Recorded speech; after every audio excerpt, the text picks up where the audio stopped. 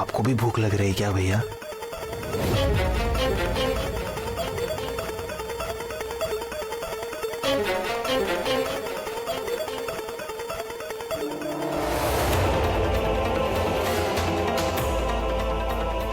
आपने मेरे प्रश्न का उत्तर नहीं दिया भैया। कहाँ ढूंढूं? भैया हमने प्रायः पूरा राजभवन ढूंढ लिया, किंतु वो शांत और सुंदर शिशु अब तक नहीं दिखाई दिया। शांत सुंदर? मरकट बोलो, मरकट शत्रु है वो हमारा। मुझे क्षमा करें भैया, मैं भूल गया था। अब मैं सदा स्मरण रखूंगा। मरकट, मरकट।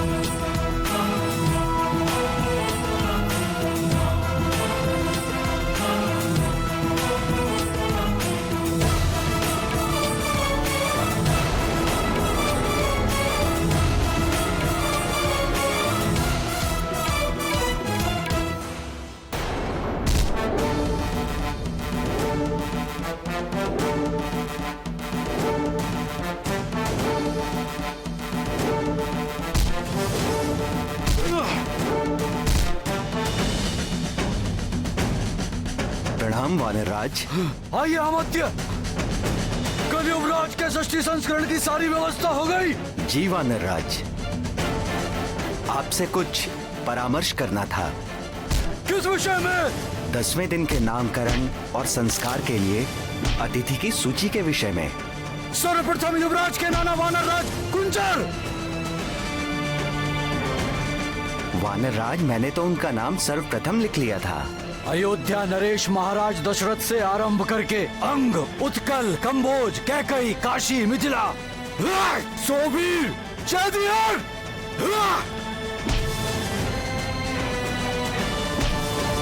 सात सभी मित्र राज्यों को निमंत्रण दे।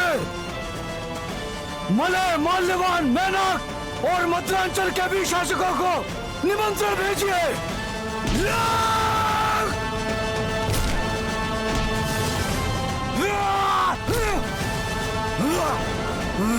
परम पूज्य ऋषि पनग, ऋषि मगध और ऋषि अगस्त को तो आना ही होगा। साथ ही दंडकानन, मतंगारण्य तथा नैमिषारण्य में तपस्या कर रहे सभी ऋषियों को संदेश दीजिए कि युवराज को आशीर्वाद देने अवश्य पधारें। और हमारे सीमावर्ती किष्किंधा के राजा ऋक्षराज और उनके पुत्र वाली और सुग्रीव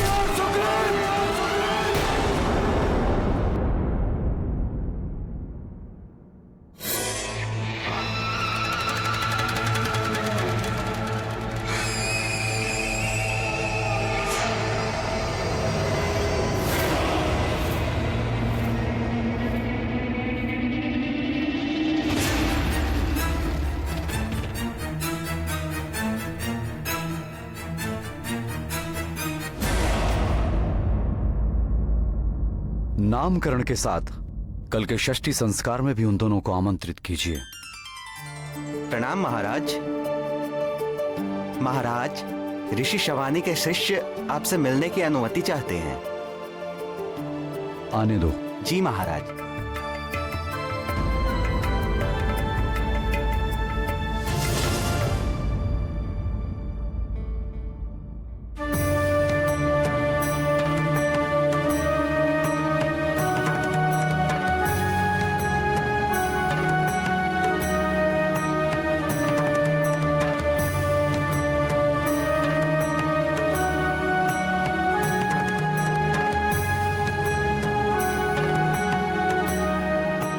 प्रणाम महाराज। प्रणाम तपस्वी। हम दंडकारण्य से आपको कुछ सौंपने आए।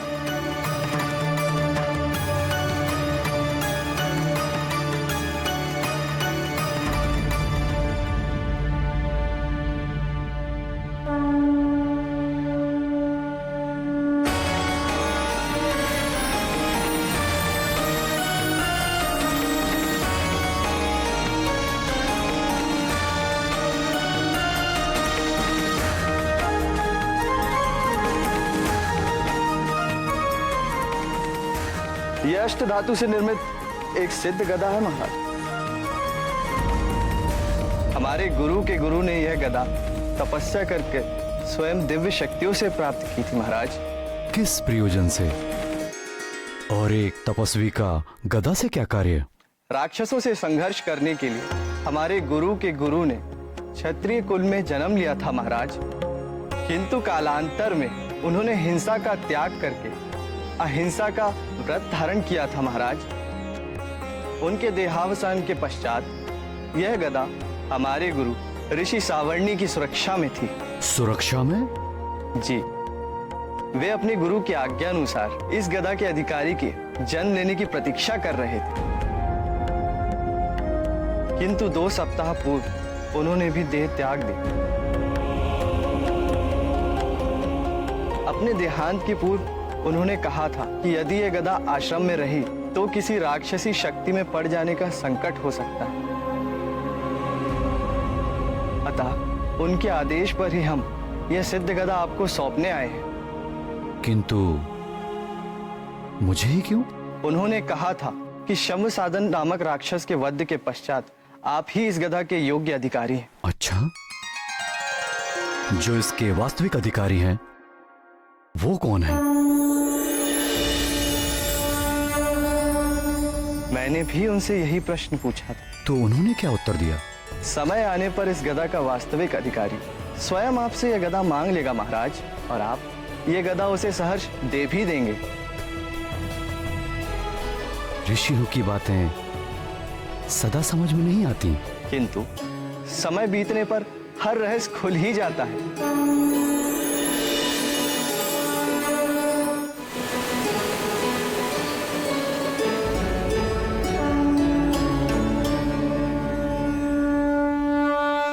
किंतु इस गदा में क्या विशेष है? वानर राज, यह अमोघ गदा है।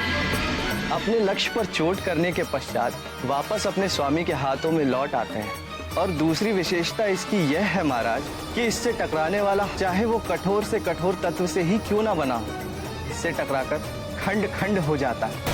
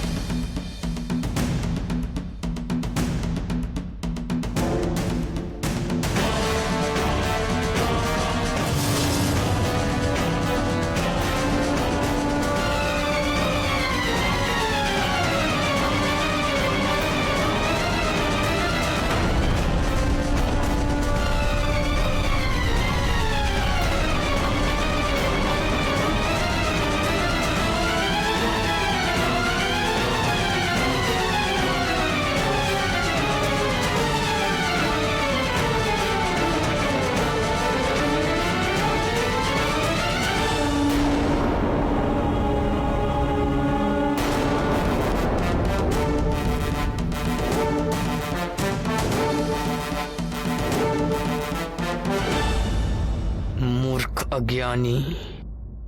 अब मैंने क्या किया भैया? मैं तो कब से यहाँ पे चुपचाप खड़ा हूँ। तुम नहीं, ये तपस्वी। ये तपस्वी इतना भी नहीं जानता कि इस गदा का योग्य अधिकारी कौन है। कौन है भैया? कौन है? मैं महानतम। और कौन? वो तो आप हैं भैया। ये गदा तो किष्किंधा में होनी चाहिए। मेरे पास मुझ महानतम के हाथ में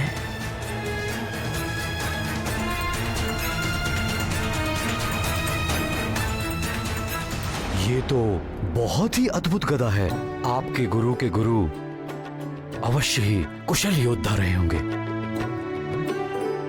मैं आपका धन्यवाद करता हूँ। बताइए इस गदा का मैं कैसे प्रतिदान करूं? नहीं महाराज, हमें कोई प्रतिदान नहीं चाहिए। आप राक्षसी आक्रमण और आतंक से निर्दोष मनुष्यों व प्राणियों की रक्षा जैसे करते आए वैसे ही करते हैं। यही हमारे गुरु की इच्छा थी। प्रजा की रक्षा करना राजा का कर्तव्य होता है और ऋषियों को दान करना भी राजा का कर्तव्य है। मंत्री जी। जी महाराज। इन युवा तपस्वियों को हमारी ओर से 1 सहस्त्र स्वस्थ गायें प्रदान करें। अब आप लोग विश्राम करें और कुछ दिनों तक हमारे अतिथि बनकर रहें। आपकी जय हो राजन। परम शक्तिशाली ईश्वर आपकी भुजाओं में और बल दे, आपके वंश को बढ़ाए और सदैव सुरक्षित रखे।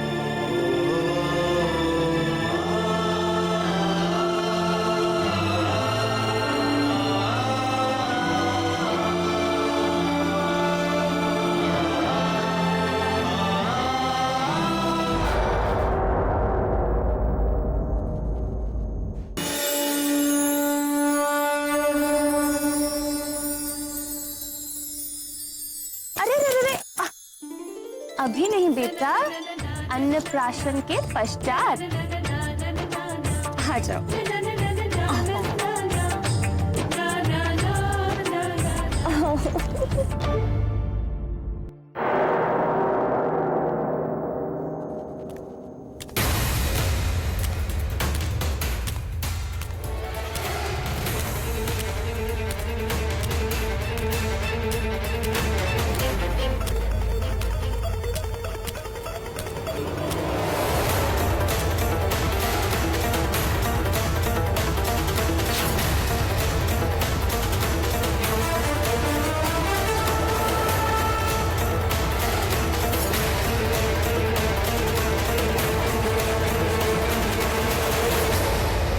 प्रिय अंजने, ये देखो। क्या पहना? मेरा नया गदा।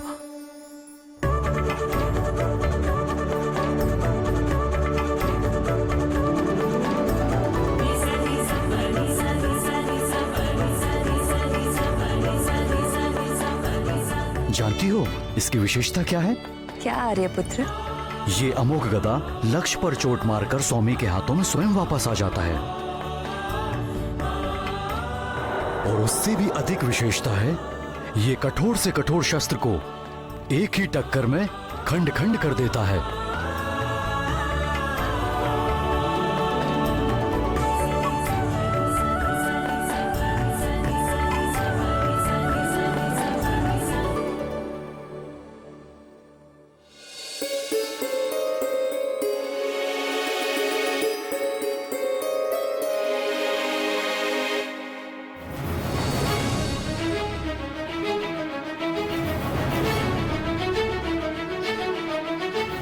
ये सब किसने किया प्रिय? न जाने किसने किया। मेरे कक्ष से जाने के पूर्व तो ये सब सेब वहां पेट पर पड़े हुए थे। आपके जाने के पूर्व कोई कक्ष में आया था क्या? नहीं, कोई भी नहीं। सिर्फ आपके ये पुत्र ही थे। किंतु हमारे पुत्र तो कुल 5 दिन के हैं। वो यहाँ तक कैसे पहुँच पाएंगे? वो तो अभी खड़े भी नहीं हो सकते।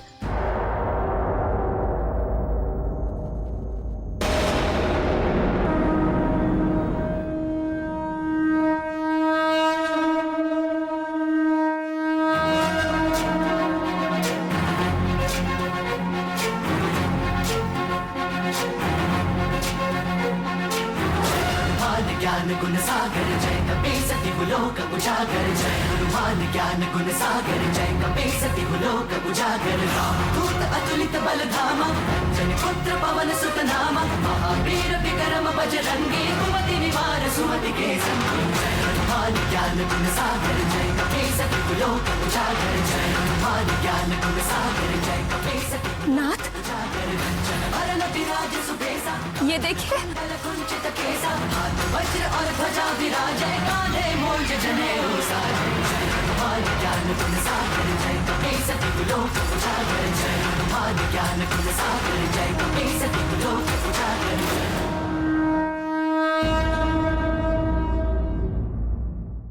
चिंता की तो कोई बात नहीं। तो हमारा पुत्र सच में? कुछ मत कहिए, माता पिता की भी दृष्टि लग जाती है। विलक्षण है।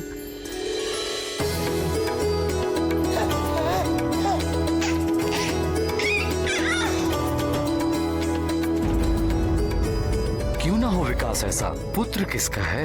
अब आप समझे मैं सदा इसे केसरी नंदन क्यों कहती हूँ। मेरा तो है ही। दीन वत्सल भगवान भोलेनाथ शंकर का भी पुत्र है। उन्हीं के आशीर्वाद से तो ये पुत्र हमें प्राप्त हुआ है।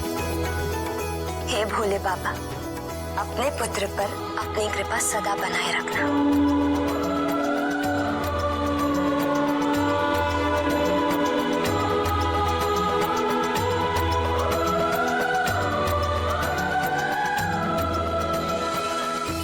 आज तो मुंह मीठा करने के दो कारण हैं। दो? एक तो आंजनेय का अपने पैरों पर खड़ा होना, दूसरा ये अद्भुत गदा प्राप्त होना।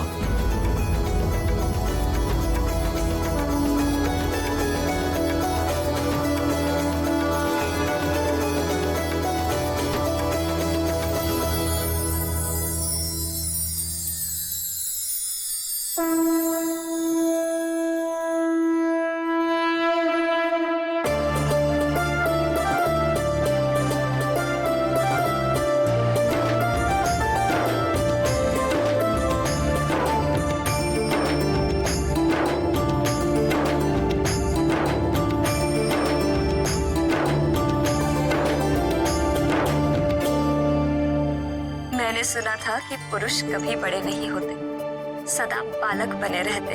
आज साक्षात देख भी लिया।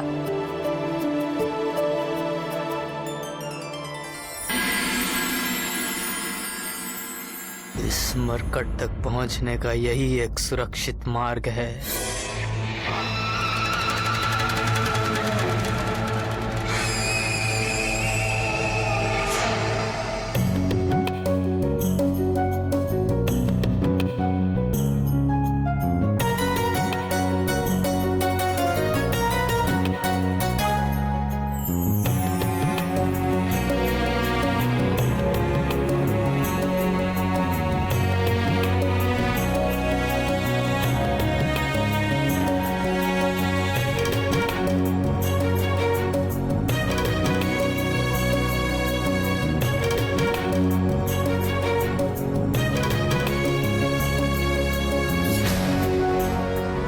अरे वाह, गदा चाहिए?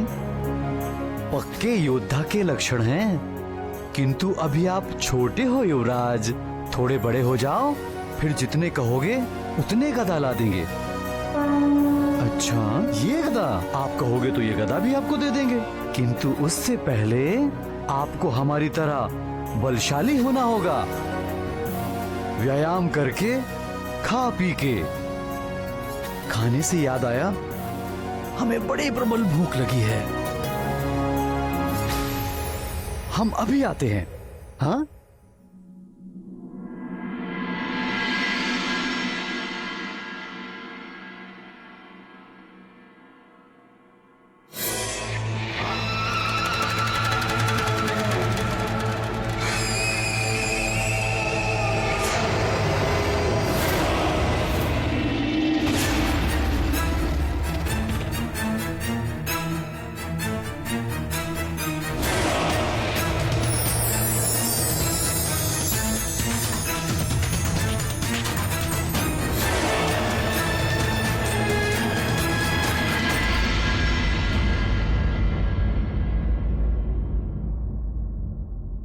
जय राम भक्त हनुमान, जय राम भक्त हनुमान, जय राम भक्त हनुमान, जय राम भक्त हनुमान, जय राम भक्त हनुमान, जय राम भक्त हनुमान, जय राम भक्त हनुमान, जय राम भक्त हनुमान, जय राम भक्त हनुमान।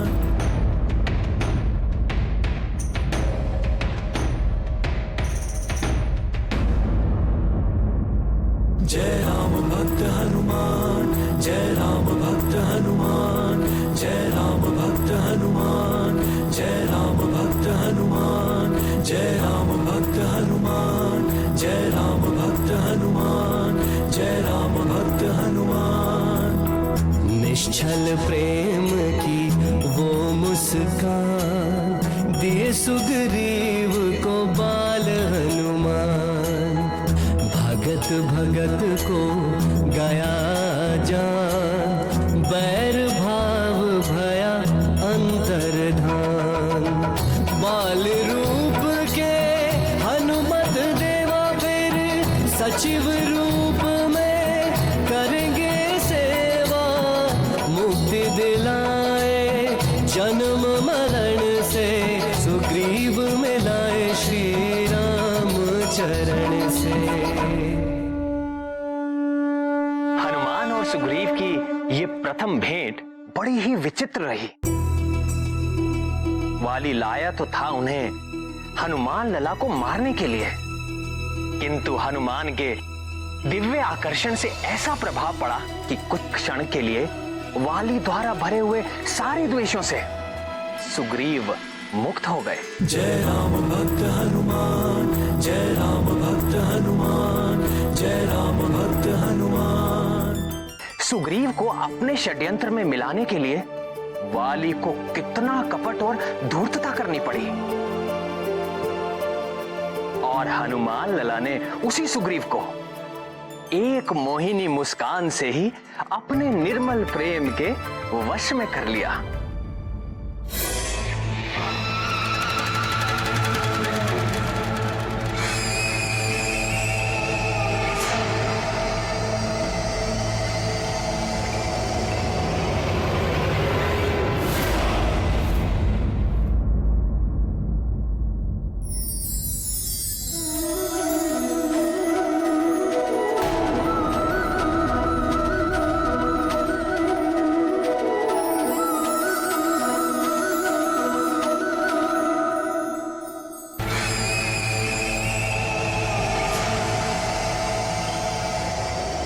सुग्रीव, सुग्रीव,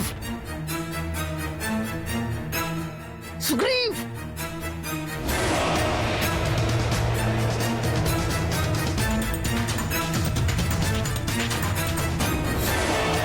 सुग्रीव, सुग्रीव, अब इस मरकट को गोद में उठाकर मूर्ति की तरह क्या खड़े हो? काम हो गया, चलो।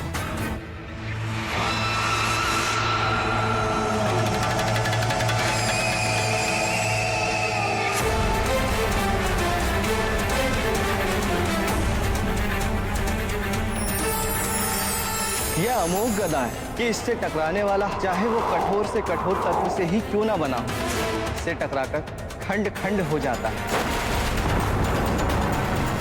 अपने लक्ष्य पर चोट करने के पश्चात वापस अपने स्वामी के हाथों में लौट आते हैं। क्या कर रहे हो भैया? चलो। अरे ठहर तो।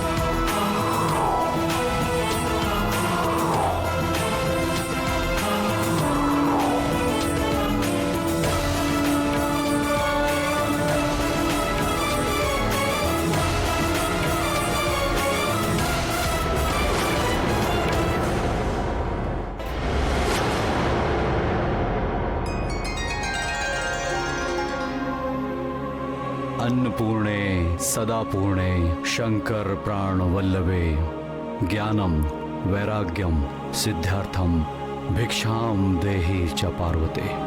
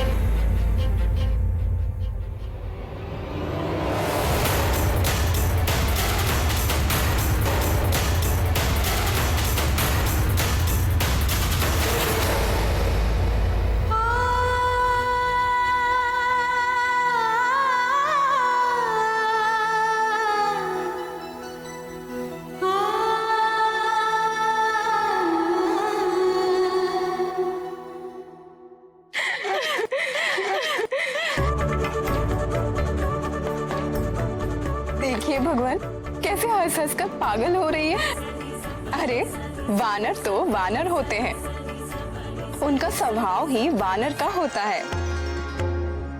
हाँ प्राणवल्लभ, ये बताइए कि रावण तो बड़ा ही पराक्रमी था, उससे तो देवराज इंद्र भी डरते थे। तो रावण के नाश में सहायता के लिए आपने वानरों का चुनाव ही क्यों किया प्रभु? रावण के अंत के लिए वानरों का चुनाव मैंने नहीं, स्वयं रावण ने ही किया था। स्वयं रावण ने? स्वयं रावण ने? प्राणवल्लभ, ये बताइए कि रावण तो बड़ा ही पराक्रमी था, उससे तो देवराज इंद्र भी डरते थे। तो रावण के नाश में सहायता के लिए आपने वानरों का चुनाव ही क्यों किया प्रभु? रावण के अंत के लिए वानरों का चुनाव मैंने नहीं, स्वयं रावण ने ही किया था। स्वयं रावण ने? स्वयं रावण ने?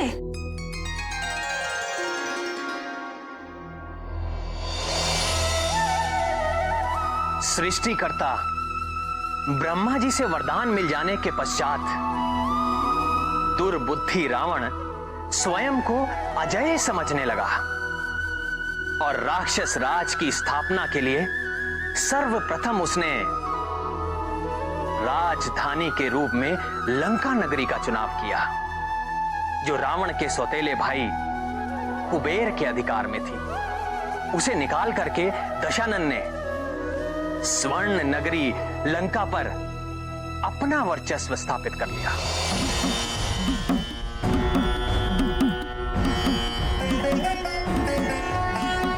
फिर पापी रावण ने धनेश कुबेर को पराजित कर उसका दिव्य पुष्पक विमान भी छीन लिया। दुष्ट रावण अपनी विजय का प्रदर्शन करने के लिए संसार भर में घूमने लगा कि देखो, अब इस पुष्पक विमान का स्वामी मैं हूं।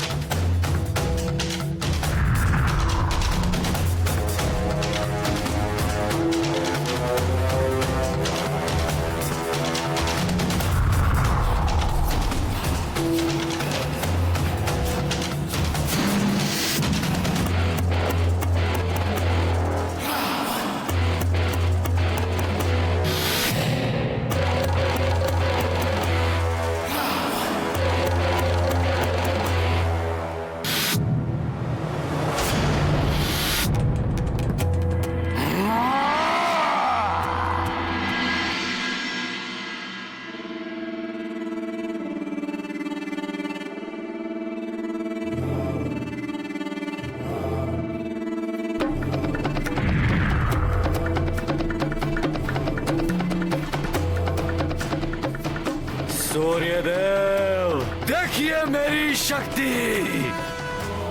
ये दिव्य पुष्पक विमान भी अब मेरी इच्छा का दास है, जो आपके प्रकाश के मार्ग को रोक कर खड़ा है। और हमारे पीछे पूरा पृथ्वी लोक गहरे अंधकार में डूब चुका है। यदि आप में सामर्थ्य हो तो मेरी चुनौती स्वीकार कीजिए। आप अपनी शक्ति लगाइए, मैं अपनी शक्ति लगाता हूँ।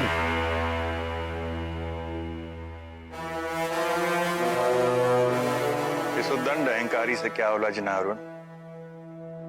इसका ना तो कोई कर्तव्य है और ना कोई धर्म। हमें तो स्वयं प्रकाशित होकर इस पूरे जग को प्रकाशित करना है। चलो अरुण। सारे देवता दशानन की उपलब्धि से जलते हैं।